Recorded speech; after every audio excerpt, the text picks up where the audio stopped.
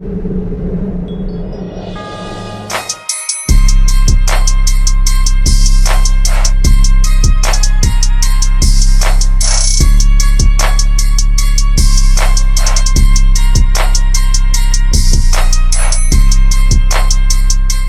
we got Mr. Motherfucking Nightmare. Make sure I get a video thumbs, like, and subscribe. Just got back home, so that's why I got the coat on. You know what I'm saying? It's cold as shit outside, actually.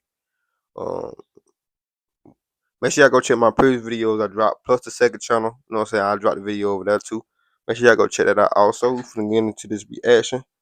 Let's go ahead and get into it, man. Mr. Nightmare. Stop playing with that boy. Before we start today's stories, a quick thanks to today's sponsor, ZocDoc. The horror in a lot of them, or just the ZocDoc swooped in, on. Nah, brother. Nah. Those are guessing games. Someone who gets, go check it out. This happened to me on Thanksgiving Day 2 years ago. The reason I remember it was Thanksgiving Day was because I was sick with a respiratory virus that was going around at the time. On Thanksgiving, I was past the fever and contagious part. I just had body chills and could not go 5 seconds without coughing, and I could barely speak. At the time, I had promised a friend/coworker who would be out of town for the holidays that I would watch her cat, as her cat is older and needs medicine every day. I agreed since she lives a short walk away from where we work. I agreed before I got sick, but I couldn't go back on my promise. I was also talking to a friend about how both of us wanted to go play tennis and bowling at some point since we both played in high school. I had kept my tennis rackets and bowling ball at my father's place since the dorm I lived in was extremely small. I live in a big city to go to college and therefore did not have a car as I used public transportation to get around. Because I was sick during Thanksgiving, I was unable to get back to my father's place for Thanksgiving. But I was extremely determined to get my tennis rackets and bowling balls since I only go back to my father's place a couple times a year. So if I didn't get my things on Thanksgiving, it would be another few months before we could play, and so I was stubborn and dead set on getting my things. I had made a plan in my head. I would walk to the light rail and get off on a station closer to where my father lives, then ask my brother to come and bring me the stuff that I wanted. On the way home, I would get off the light rail and take the bus to my friend's place to check in on her cat and make sure she was taking her medicine. The transit system where I live is still very irregular.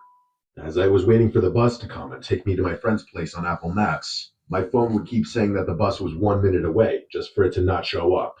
And then I'd refresh it and it would say the next bus comes in 15 minutes. I would have just walked to her place and she lives not too far from the light rail station. But for context, at the time, I was a 19-year-old female, about 5'3", and I was carrying a 13-pound bowling ball, a couple tennis rackets, and some Thanksgiving leftovers.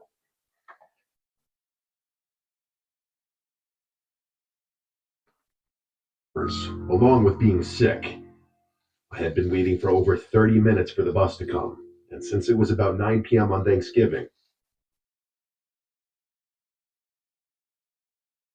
the bus stop was empty and I was the only one there.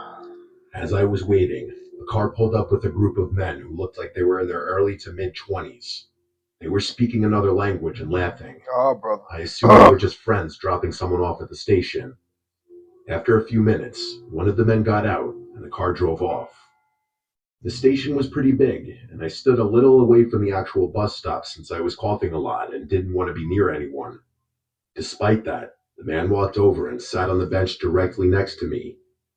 I didn't think much of it at first. I just stared at my phone, watching the bus arrival time constantly change, and kept leaning out to look down the street for the bus headlights. A couple minutes passed, and then I suddenly felt something on my shoulder. The man had gotten up and wrapped his arm tightly around me. What the fuck? My mind went completely blank.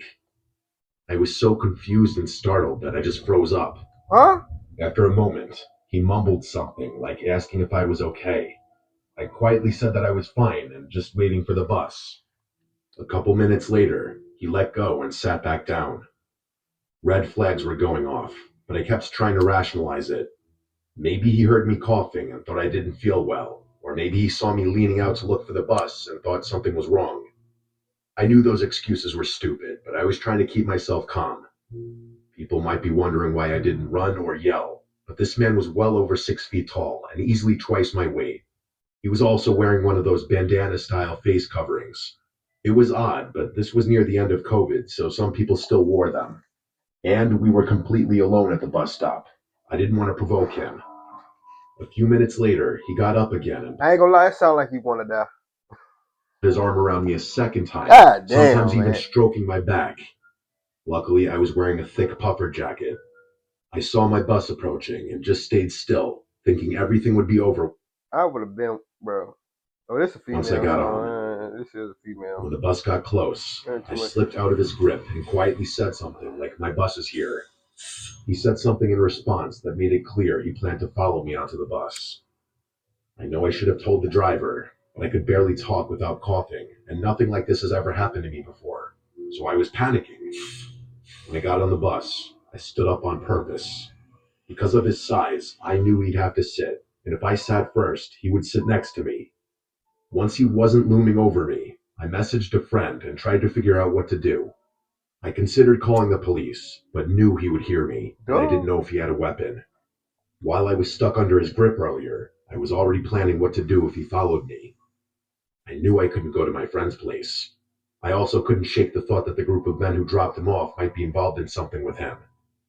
The Definitely. stop before my friend's place was the stop for work. I worked at a restaurant inside a large outdoor shopping center. It was around 9:30 p.m.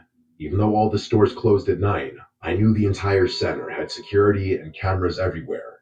I also knew my coworkers would still be there finishing closing duties. To go through the outdoor trash room enclosure first, then punch in the code on the door. When the Gotta bus do too reached my much. stop, the man got off right with me and immediately grabbed my shoulder again, gripping even tighter. I had to take tiny steps. This I fucking didn't want guy. to suddenly sprint and alert him if I wasn't close enough to make it inside in time. As we got closer to work, all I could think about was whether I'd be fast enough to break away and get through both doors before he caught me. Thankfully, when he approached the back entrance, the door to the trash enclosure was propped open. One of the chefs and a coworker were standing there talking with the back door held open. I used that moment. His grip had released just slightly from walking, and I slipped out of it and ran past him. I tried to tell my coworker that a man was following me and to shut the door. Even though I could barely talk, he closed it right away. Not even 2 seconds later, the handle started rattling violently, and he started banging on the door. I explained as Hey man, what's these motherfucking powers, man? They trying to kidnap this woman? Babe, you should have been called the police when they would follow you on the bus. You really should have been on the phone with the police the whole time while you was on the bus. best I could I say what I that I gotta say didn't for know later, him bro. and that he followed me from the I know bus y'all be stop. wanting me to talk We called mall sometime, bro. security. While we waited, we could see the man pacing around the restaurant through the windows.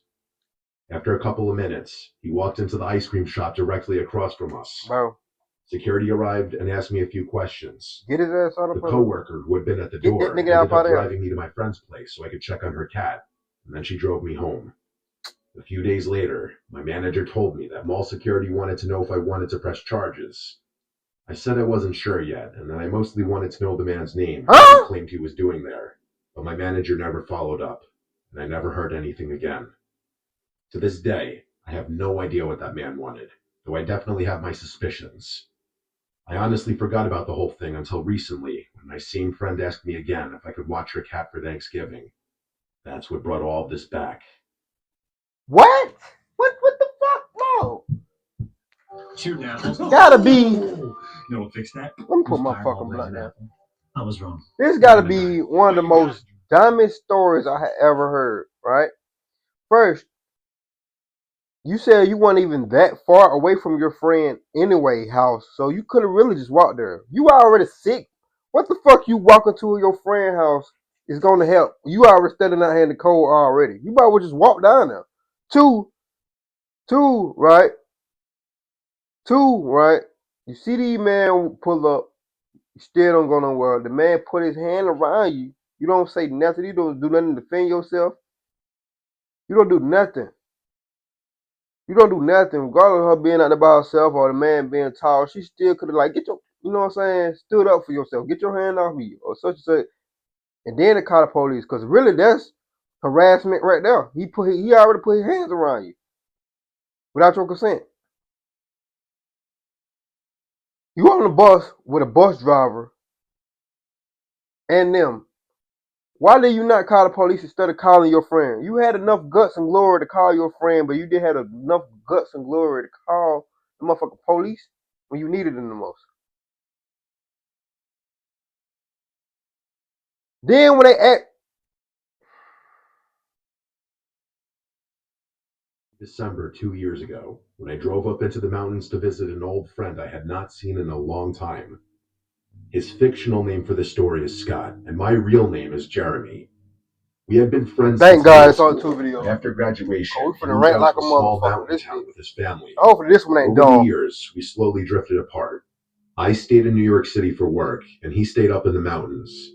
We never fought or anything. We just stopped keeping up with each other's lives. So when he reached out to me out of nowhere and said I should come visit for a weekend, it made me feel kind of nostalgic and excited. Yeah. He said it was the best time to come up because the snow added to the rustic rural vibe. I figured it would be fun to catch up. Fact. The drive up the mountain was extra long because I drove a bit slower due to icy conditions. There were barely any other cars on the road. End up like The sun misery. went down around 4 p.m. since it was December.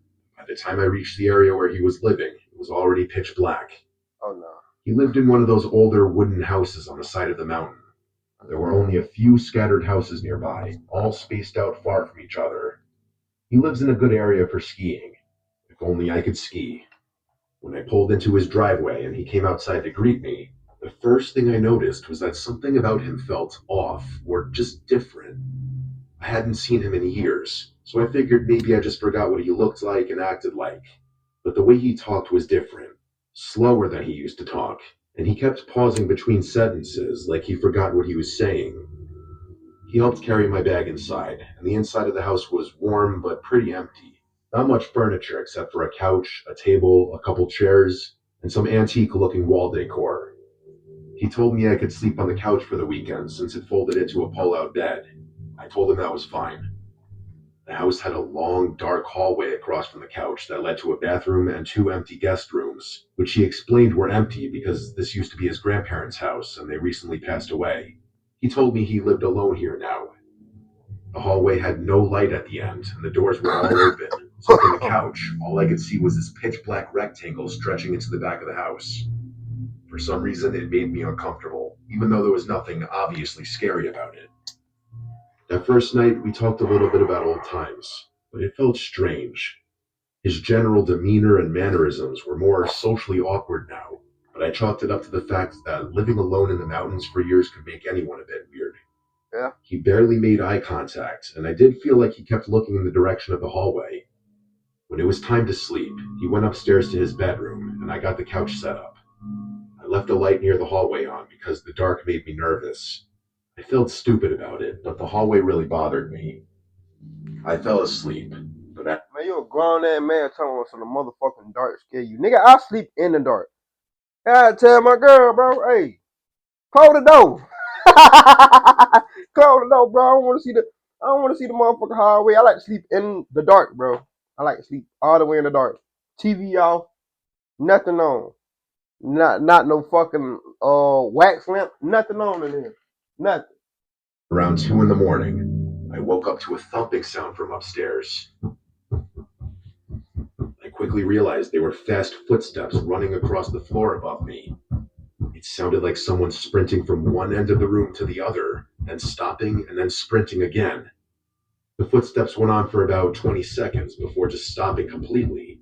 That shit was drove me crazy. I waited to hear a door open or close or anything. At my mom's There was house, complete but I silence goddamn after neighbors, that. boy. Oh my god. I eventually fell It back be asleep, sound like they be even though I running was around. pretty creeped the fuck out after that. The second day was even weirder. At my mom's house, I ain't Scott gonna acted lie. distracted the entire day. Her Barely neighbors, talking, bro. barely eating, Uh-huh. and whenever I asked if he was feeling okay, he would just nod without saying anything. I didn't understand why he was acting this way, being that he invited me here for the weekend for what I assumed was to catch up and rekindle our friendship. I also counted him going down that hallway at least 5 times throughout the day, and I never bothered to check what he was looking at. Since there was a bathroom at the end of the hall, I just presumed he was going in there, even though I never heard it flush. That night, the weather got worse, bro, what are they and a doing? Like, snowstorm rolled through. why they by themselves? Wind slammed against the house hard enough to make the walls shake a little. It was awesome, honestly. I love the vibe of being snowed in a cozy place. I went to the couch and scrolled on my phone for like an hour, then went to sleep. Around 2 in the morning, I woke up again. This time I heard soft scraping sounds. They were coming from downstairs, somewhere in the hallway. It sounded like something dragging across the wooden floor. And it just stopped. But then there was a sudden tap on the wall behind me, like someone had flicked it with their finger. I turned and looked down the hallway. I didn't leave that light on that night, so it was completely dark. I didn't want to get up. I did my best to just roll to the other side and block the noises out. Old house, I kept telling myself. I did fall back asleep, and the next thing I remember is waking up in the morning. Y'all ain't doing no Night was activities. the worst. By this time, I felt uneasy in the house in general. Going to the I kept bar. catching Scott staring at me for too long without saying anything. Bro, did this nigga just invite you over just to vibe with? Bro, for one, y'all ain't got no women over there, bro. No women. I don't see no women over there. 2, right? He giving you weird vibes. 3, y'all ain't even go nowhere. Y'all ain't gonna went skiing. He ain't tried to take you skiing. You ain't been hunting. Like y'all just been in the house the whole story. Unless you telling us something. Unless you ain't telling us something, though. Like he was checking. I could be wrong. I almost thought about leaving early, but the snowstorm was supposed to last until morning. After dinner, Scott went upstairs early, and I stayed up on my phone, starting to question the point of this visit entirely. Eventually, I set up the couch and laid down. After the second day, I shut my eyes and tried to sleep. Really after the first, nigga, won't do nothing, nigga. I woke up without knowing why. That ain't no women here? My just eyes us? opened, but the rest of my body refused to move. I had heard of sleep paralysis before, but I had never experienced it. It was like being awake inside a dead body. I could only move my eyes. I couldn't even move my fingers. I started to panic, but then something made it even worse. I noticed movement at the far end of the hallway. At first, it was so dark that I couldn't tell if it was real or not, but after a few seconds, I realized what I was seeing. Scott was standing at the very end of the hallway. I could only see his outline because his face was completely hidden in the darkness. His arms hung at his sides, and he was standing perfectly still, like he'd been there for a long time just watching me. It was like a scene from Paranormal Activity. I tried to speak to him, but no sound came out. I tried to move or twitch or anything. But he on that Diddy shit, ain't he? I didn't even feel like I was breathing, to be honest. I could only stare. He stood there for what felt like an entire minute, not moving at all. Then, without warning, he slowly turned to his right and walked into the guest room at the end of the hall. He disappeared into the darkness without a sound. My body slowly started to regain control. First my fingers, then my arms. That boy ain't right. To sit up. Once I fully snapped out of it, I sat up shaking and sweating. I kept telling myself it might have just been a dream or a hallucination, since sleep paralysis can cause that, but something in my gut said it wasn't. I whispered his name to see if he would answer. Nothing. Against everything in me, I got up and forced myself to walk down the hallway toward the room he had gone into. When I stepped inside, the room looked empty, but in the far corner by the window, someone was standing. I could see the shape of a person facing the window looking outside. I couldn't tell if it was Scott. Either way, the sight was horrifying. I slowly backed out and then ran upstairs to his bedroom. I found Scott asleep in his bed, completely knocked out. I shook him awake and he looked confused and irritated, like he had no idea.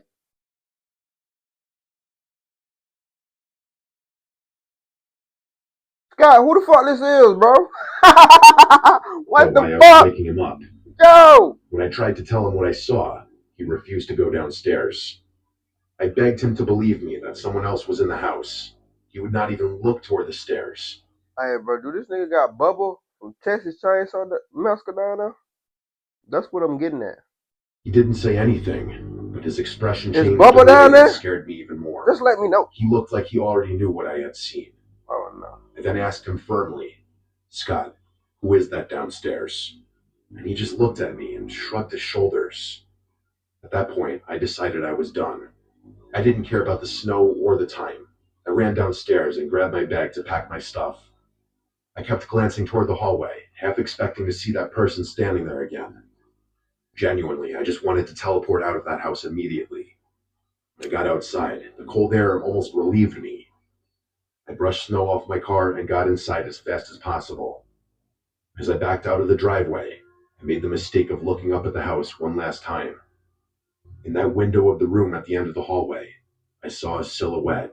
Surely that same person I saw standing in that room just before. That was the last thing I ever saw of Scott's house. After that weekend, he stopped responding to texts. I threatened to call in a wellness check when I got worried that he got murdered or something. And finally he responded saying, "I'm fine." That's it though. He didn't respond to any further texts, so I stopped bothering. That was not the same Scott I knew from school. Whatever happened to him, and whoever that was in his house, it's not my problem. I'd be lying if I said it doesn't terrify the shit out of me though. I ain't gonna lie now, this story was crazy. But for real though, bro, I ain't gonna lie. I'm not going to no homeboy house. We ain't got no women. You ain't got no old lady. I ain't bringing my old lady. Or, we ain't got no activities playing. Like, I can see a group of us, not two guys. That's, you know what I'm saying? Like, well, I'm lying, cause I got a homeboy, but he really, so I call him my brother. You know what I'm saying? Shout out to David. You know what I'm saying? I know he be watching my videos too. I'll show a producer. That nigga supposed to send me, hey, nigga, you supposed to send me some beats, nigga. Where my beats at? bro, he been supposed to send me some goddamn beats. Nah, think about it, nigga. I'm finna send you this video, nigga. You were supposed to been send me some goddamn beats, nigga. So I can have one of my intro and my outro. But yeah, anyway, like I was saying though. Oh no, we gonna get back to the first story. The first story, right? You go to your job. You get the people at your job to help. The security come. And when he come, you go home. You go home. Security call you and say, "Hey, do you want to press charges?" Then you tell them, "I don't know if I want to press charges." What the fuck are you talking about, Stanley? This man followed you from the bus station to in the bus to your job. What the fuck? And touched you multiple times. And was trying to attack you. What the fuck you mean you don't know if you want to press charges or not? Whoever wrote that, whoever was, nah, fuck editing and going back and see who fucking name that was. Fuck that. Cause I know whoever be sending these stories to him, I know they watch this shit. I know they do. If they don't watch it, ain't no point in them sending this shit to him. I know they watch reaction videos of people reaction. 100%. Remember, it was Thanksgiving Day. Nah. What's anonymous? Yeah, bitch, you better be anonymous. Oh God, you better be anonymous. Whoever you is a dumb motherfucker. I just want to put it out there. You're dumb. You're dumb. You're dumb. The second one, I ain't gonna lie, bro. I kind of understand, you know what I'm saying, the bromance, with the, you know what I mean? Like, you feel me? Your bro go, what's her name? You know what I'm saying? You ain't heard from your bro in a minute, in a long time. I understand that, you feel me, bro? But after that second day game, we ain't got nothing going on. We ain't going no balls or nothing, going out skiing, getting drunk or nothing. We just, what's up, morning, like we a couple. Like we a mad couple that I'm sleeping on the couch and you sleeping in the bed. Hey, bro, I'm leaving, bro. Really, after the first day, you ain't talking about nothing the first day. I get myself ready to go. Then I'll leave that next morning, bro. I ain't gonna lie to y'all. I don't even play like that. For real. But give me your opinion about this video though, bro. Shot in the first story blew me. Not gonna lie to y'all. That being said, see y'all when I see y'all. Love y'all. Stay safe, stay dangerous, stay out the way. That's Ryan, man.